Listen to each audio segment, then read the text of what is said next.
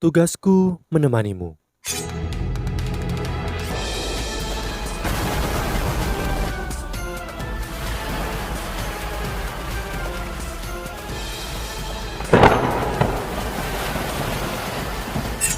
Hai sahabat Pasuk, kembali lagi bersama alur cerita versi novel Solen 2 Sekte Tang yang tak tertandingi. Jangan lupa like, subscribe, dan nyalakan tanda lonceng. Mari kita lanjutkan.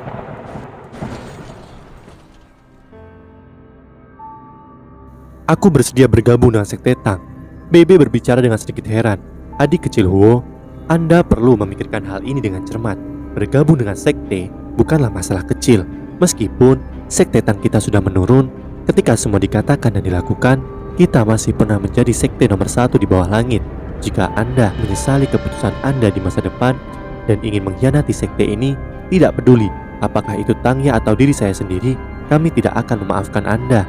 Huo Yuhao mengangguk dan berkata, "Kakak Bebe, saya sudah memikirkan hal ini dengan seksama. Saya tidak lagi memiliki saudara dan usia saya masih muda. Saya hanya belajar betapa berbahayanya dunia luar setelah datang ke hutan Stardo kali ini. Saya ingin menjadi individu yang luar biasa dan seorang master roh yang kuat. Bergabung dengan Sekte Tang tidak diragukan lagi. Jalan pintas bagi saya untuk mencapai itu. Tidak hanya bergabung dengan Sekte Tang, membiarkan saya masuk ke Akademi Shrek, saya juga dapat menerima panduan dari Anda berdua. Selain itu, saya percaya pada kalian berdua. Kalian berdua ingin memberitahuku tentang kesulitan yang sedang dihadapi Sekte Tang. Dengan demikian, saya bisa merasakan ketulusan yang Anda berdua pegang terhadap saya. Saya bersedia membantu Sekte Tang mendapatkan kembali kejayaannya bersama kalian berdua." "Bagus, kamu mengatakannya dengan baik." Tangya memegang Huo Yuhao dan memeluknya dengan gembira. Bebe juga sedikit mengangguk ketika dia memandang Huo Yuhao, seolah dia merasakan hal yang sama juga. Huo Yuhao jauh lebih dewasa daripada teman sebayanya pada usianya.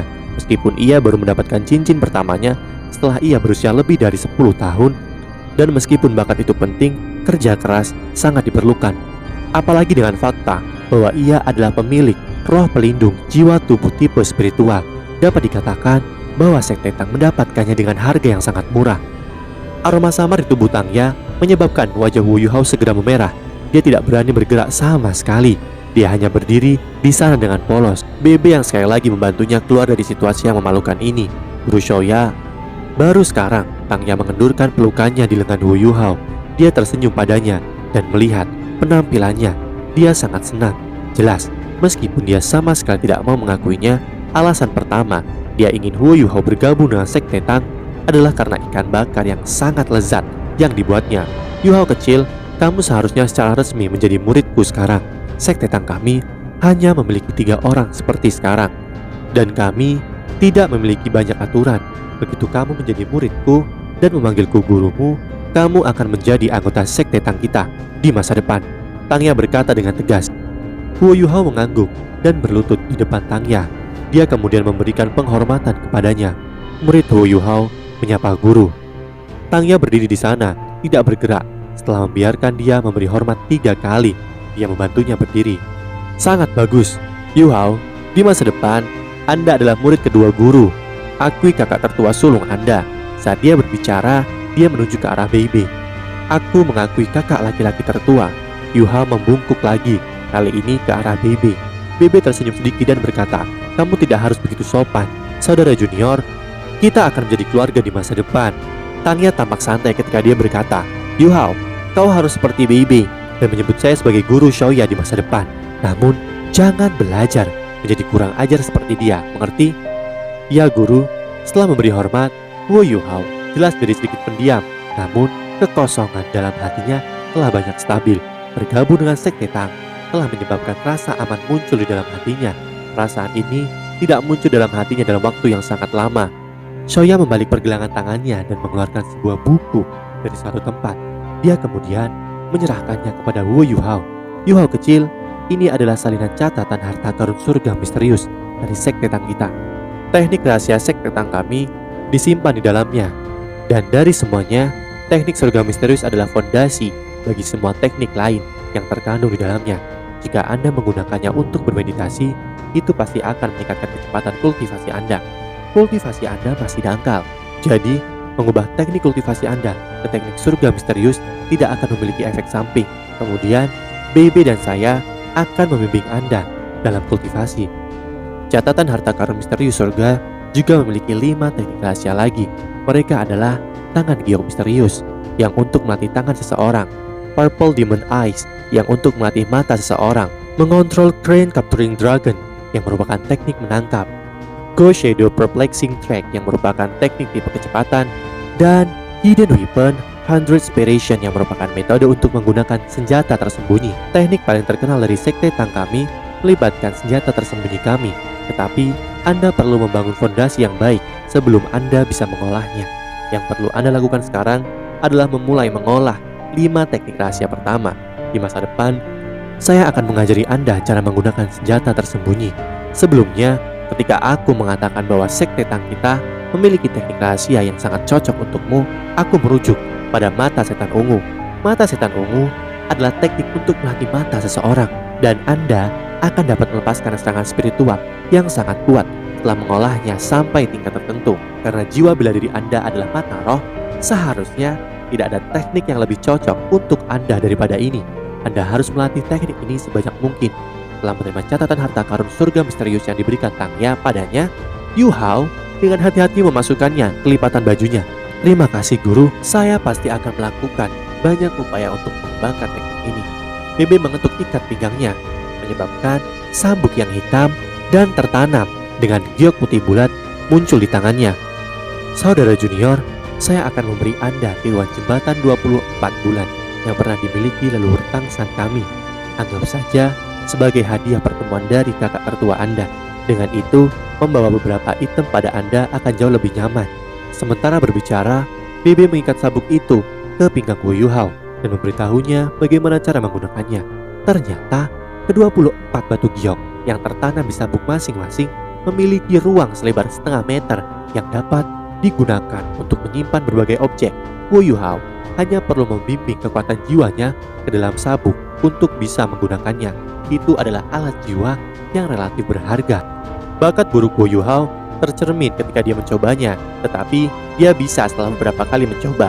Ia berhasil dengan mudah mengontrol jembatan 24 Monolith. Namun, banyak kekuatan jiwanya yang terkuras saat dia belajar mengendalikannya. Tangya berkata, "Yuhao kecil, alasan mengapa saya mengikuti kakak tertua Anda di sini adalah sama dengan Anda. Itu untuk membunuh binatang roh untuk cincin jiwa. Ikuti kami. Aku akan membawamu kembali ke Akademi Shrek begitu aku selesai." "Ya guru." Yuhao buru-buru memberi jawaban hormat. Tangya terkikik dan berkata, "Meskipun kamu sudah menganggapku sebagai gurumu, kamu tidak harus seperti itu. Karena sekte Tang hanya memiliki kita bertiga, apa gunanya? Kita begitu kuno." Bibi dengan sedih berkata, "Dengan guru seperti kamu, akan mengherankan jika murid-muridmu dapat dilindungi. Sudah larut, ayo cepat. Semoga keberuntungan kita akan lebih baik dan kita akan dapat menemukan dan membunuh binatang roh yang cocok di pinggiran hutan Stardo." "Ya." Tangya mengangguk dan berkata, "Ayo pergi." Tangya berjalan di depan, sementara Bebe tetap di belakang, menarik tangan Wu Yuhao. Mereka bertiga mempercepat secara bersamaan dan bergegas menuju hutan Stardo. Setelah mendapatkan cincin jiwa pertamanya, Wu Yuhao jelas merasa bahwa kultivasinya sendiri telah meningkat pesat. Ini terutama terjadi pada tubuhnya yang membuatnya lebih santai selama perjalanan. Namun, kecepatannya masih sangat berbeda dibanding dengan Tangya dan Bebe. Aliran kekuatan jiwa yang lembut mengalir keluar dari tangan Bebe ke tangannya, praktis membawanya dalam perjalanan mereka. Di sisi lain, Wu Yuhao sendiri tidak perlu mengeluarkan banyak kekuatan. Ketika mereka berlari, Bebe berbicara kepada Wu Yuhao, "Saudara junior, teknik surga misterius sekte Tang kami saat ini adalah salah satu teknik budidaya terbaik di benua ini. Selama Anda mengolahnya dengan rajin, Anda pasti akan menuai beberapa manfaat. Saya akan memberitahu Anda trik yang diperlukan untuk memaksimalkan teknik surga misterius. Anda harus mengingatnya." "Baik." Wu Yuhao mengangguk dan mendengarkan penjelasan Bebe dengan serius. Penampilan luar Bebe tidak hanya ilmiah, ia juga memiliki temperamen yang sangat lembut dan teliti. Ketika dia menjelaskan teknik budidaya surga misterius kepada Wu Yuhao, dia dengan sabar menjelaskan semua rincian teknik secara rinci. Ketika dia menemukan sesuatu yang Yuhao tidak mengerti, dia akan memberikan penjelasan yang mudah dan sederhana untuk dipahami, yang menyebabkan Wu Yuhao dengan cepat tenggelam dalam teknik yang fantastis. Tangya yang berjalan di depan mau tidak mau menjulurkan lidah karena dia benar-benar yakin bahwa dia tidak akan bisa menjelaskan hal-hal yang teratur seperti Bebe. Jika dia yang mengajari Huo Yuhao sebagai ketua sekte Tang, dia sendiri benar-benar tidak memenuhi syarat sebagai guru. Bebe dan Yuhao melanjutkan dengan satu orang berbicara dan satu orang mendengarkan. Hampir 2 jam tanpa sadar berlalu, jalan besar sudah hilang dan lingkungan mereka sekarang dipenuhi dengan hutan lebat. Udara berubah sedikit segar dan bersih, tetapi tampaknya ada aura serius samar yang dipancarkan dari kedalaman hutan. Ini adalah metode umum yang digunakan untuk mengolah teknik ini. Adapun spesifikasinya, Anda harus perlahan-lahan merasakannya setelah mencobanya sendiri. Jika Anda memiliki sesuatu yang tidak Anda mengerti, Anda bisa bertanya kepada saya. Bebe berkata kepada Huo Yuhao. Terima kasih kakak senior.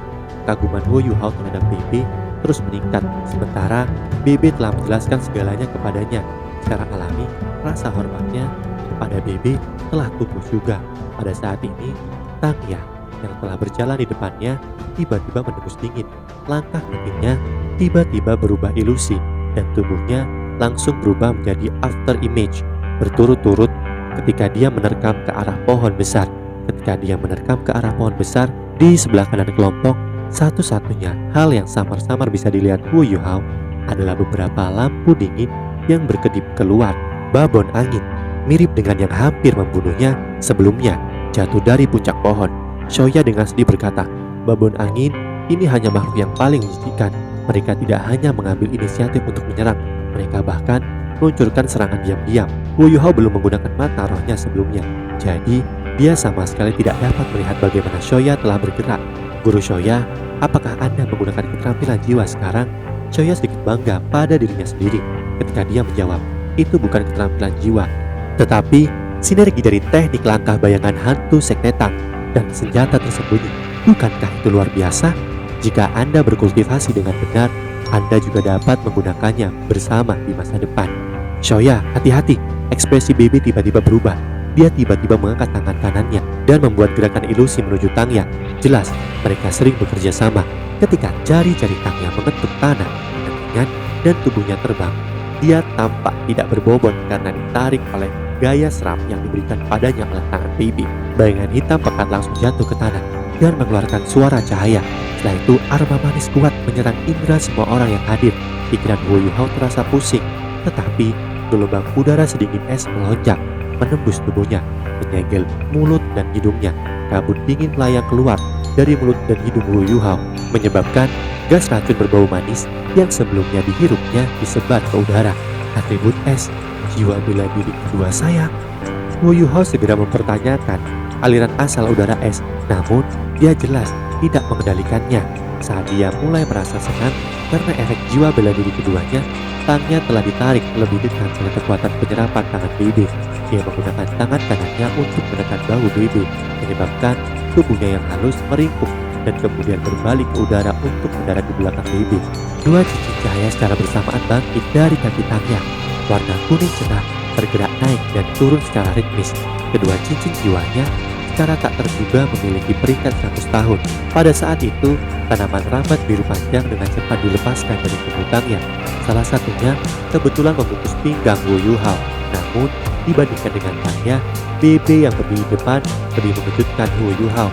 Sampai pada titik ini, dalam benaknya, kakak seniornya yang tertua ini adalah orang yang lembut dan ilmiah. Dia selalu tersenyum lembut ketika dia berada di samping Tangya dan memiliki perasaan yang sangat mudah didekati. Namun, pada saat ini dia berubah menjadi orang yang sama sekali berbeda. Ketika Shoya melompati kepalanya, cahaya biru menyilaukan bersinar di antara alis Bebe. Setelah itu, cahaya biru langsung melebar keluar dari alisnya dan menyebar ke seluruh tubuhnya. Cahaya biru yang ganas menyerupai beberapa ular kecil ketika mereka meledak, mengelilingi dan bergerak di sekujur tubuhnya, kecuali simbol petir biru yang muncul di dahinya. Hanya saja perubahan yang muncul di tubuhnya karena roh bela dirinya. Namun, hanya yang ini, perubahan sederhana menyebabkan Huo Yuhao memiliki pemahaman yang sama sekali baru terhadap Master Roh. Bagian tubuhnya yang telah berubah adalah lengan kanannya. Lengan kanannya telah berubah sepenuhnya menjadi abu karena perluasan lengan kanannya yang tiba-tiba bertambah panjang lebih dari setengah kaki. Seluruh lengannya menjadi sangat tebal dan sekarang ditutupi sisik biru ungu. Tangannya telah berubah menjadi cakar yang juga ditutupi dengan sisik yang sama. Sementara Setiap sambungan di tangannya menjadi sangat tebal. Petir biru ungu yang melingkari tubuhnya berkumpul dan berpisah tanpa henti. Namun jiwanya berdering. 2 di antaranya berwarna kuning dan 1 di antaranya berwarna ungu. Tidak seperti yang dimiliki banyak master roh, mereka tidak melingkari lengan kanannya alih-alih seluruh tubuhnya, tempat di mana perubahan yang tidak biasa muncul. 3 cincin ini menandakan bahwa dia adalah penatua jiwa. Kakak tertua sulungnya yang hanya 4-5 tahun lebih tua darinya tiba-tiba sudah menjadi ahli tingkat jiwa penatua yang sudah di atas peringkat 30. Selain itu, cincin jiwanya terdiri dari 200 tahun dan 1000 tahun yang merupakan kombinasi terbaik. Untuk cincin jiwa, putih mewakili cincin jiwa 10 tahun, kuning mewakili cincin jiwa ratusan tahun, ungu mewakili cincin jiwa ribuan tahun, dan hitam mewakili sesuatu yang lebih tinggi lagi, cincin jiwa 10.000 tahun. Jika binatang jiwa berusia 100.000 tahun, seperti yang menganiaya Koko melamun, diubah menjadi cincin jiwa, mereka akan berwarna merah. Wu Yuhao sudah menanyakan usia mereka. Bebe dan Tangya keduanya berusia 15 tahun. Namun, Bebe sedikit lebih tua. Jika Anda melihat bulan di mana mereka dilahirkan, mengingat fakta bahwa ia telah mencapai ranah penatua jiwa pada usia seperti itu, dan bahwa ia memiliki 3 cincin jiwa pada tingkat ini, menggunakan kata dipilih surga untuk menggambarkan Bebe tidak bisa lebih cocok. Jika Anda melihat budaya mereka, dia jelas melampaui Tangya yang hanya seorang Grandmaster jiwa yang di atas peringkat 20 meskipun menjadi tuannya. Gua. Setelah mengeluarkan teriakan aneh ini, bayangan yang mendarat di tanah langsung melesat keluar, menerkam ke arah Bibi. Bibi mendengus dingin dan lapisan cahaya ungu muncul di matanya. Dia menempatkan lengan kanannya yang tebal di depannya secara horizontal, menyebabkan jaring petir segera menutupi ruang di depannya yang mencegah bayangan lewat. Kalah! Di bawah gemuruh suara petir, bayangan itu berbalik ke belakang sementara Bebe terhuyung 3 atau 4 langkah mundur pada saat yang sama. Ekspresi wajah yang sedikit berubah, jelas kekuatan lawannya telah melampaui prediksinya. Ini ular mandala. Wah, ini juga 1000 tahun. Ini terlalu bagus. Bebe, aku mau yang ini. Tangnya tidak heran, tapi malah senang saat suaranya menjerit nyaring. Pada saat ini, Wu Yuhao juga jelas melihat bayangan yang telah menyergap mereka. Itu adalah ular sepanjang 3 meter yang seluruh tubuhnya berwarna merah muda. Ada juga tonjolan kecil di dahinya yang samar-samar menyerupai bunga. Bebe jelas tidak berbagi kegembiraan Tangya dan sebaliknya memiliki ekspresi serius di wajahnya. Meskipun dia sudah menjadi ahli tingkat tetua jiwa, masih sulit baginya untuk dengan mudah mencapai kemenangan melawan binatang roh 1000 tahun. Namun, alasan bahwa itu mungkin baginya untuk melakukan itu di tempat pertama adalah karena semangat bela diri yang cukup kuat. Jika penatua jiwa biasa ingin melihat binatang jiwa 1000 tahun, satu-satunya hal yang bisa mereka lakukan adalah berbalik dan lari. Shoya, jaga Yuhao. Bebe meraung rendah, menyebabkan jiwa pertama berdering. Di lengan kanannya berkedip-kedip. Di bawah gelombang kuat, kekuatan jiwanya, cakar naga biru ungu, panjang kaki memadat ke arah ular mandala.